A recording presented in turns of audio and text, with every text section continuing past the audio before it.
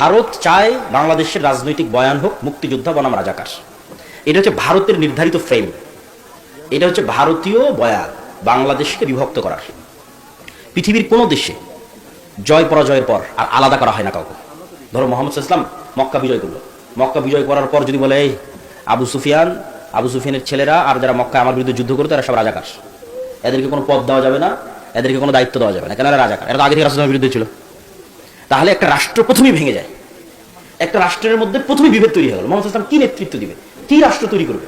উনি তো আগেই ওনার জনগণকে ভাগ করে দিচ্ছে, যারা আমার সাথে মদিনায় ছিল ওদেরকে সব ক্ষমতা দিব, আর যারা আমার সাথে মদিনায় ছিল না, যারা মক্কায় আমার বিরোধিতা করেছে এদেরকে দিব না। বরং রাসূল সাল্লাল্লাহু আলাইহি ওয়াসাল্লাম কি করেছে তোমরা জানো? রাষ্ট্র পরিচালনার ট্রিক্স, রাষ্ট্র গড়তে চাইলে এটা করাই লাগবে, কোনো রাস্তা নেই।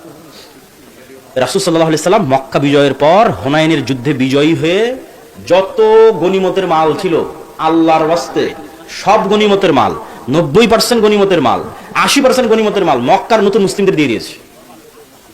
মানে তোমাদের ভাষায় যদি বলি তাহলে রাজাকারদের দিয়ে দিয়েছে। এখন যারা মুক্তিযোদ্ধা, মানে যারা আগে থেকে ইসলামকে ধরে রেখেছে, এত তো মন খারাপ। তখন রাসূলুল্লাহ সাল্লাল্লাহু আলাইহি ওয়াসাল্লাম আনসারী এবং মুহাজির এই দুই সাহাবী তাদের সামনে দাঁড়িয়ে বিশাল ভাষণ দিল।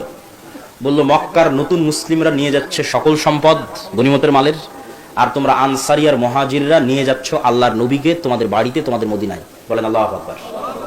তখন ওই মদিনায় যে মুহাজির এবং আনসার সাহাবীরা ছিল ওদের চোখ দিয়ে পানি পড়তেছে। এটা কিন্তু এই কথাটার ভার বুঝতে হলে আপনাকে বুঝতে হবে আল্লাহর নবীর বাড়ি মক্কা, আল্লাহর নবীর শৈশব মক্কা, আল্লাহর নবীর কৈশোর মক্কা, আল্লাহর নবীর যৌবন মক্কা, আল্লাহর নবীর বংশ মক্কা, আল্লাহর নবীর স্মৃতি মক্কা। তাহলে মক্কা বিজয়ের পর মন কি চায় না যে আমি মক্কায় থাকি? কোন মানুষ নাই যার মন চাইবে না যে আমি মক্কায় থাকি?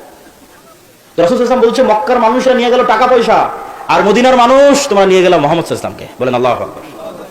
তাহলে রাষ্ট্রকে বিভেদ করতে হয় না, ভারত চায় এই রাষ্ট্রটা বিভক্ত থাকুক। তাহলে আজ 50 বছর পার হয়ে গেছে, এই ফ্রেমে তোমরা রাজনীতি করো যে তুই মুক্তিযোদ্ধা তুই রাজাকার, তুই মুক্তিযোদ্ধা তুই রাজাকার। এই ফ্রেমে যতদিন রাজনীতি চলবে এই দেশ বিভক্ত থাকবে, দেশ উঠতে পারবে না, দাঁড়াতে পারবে না।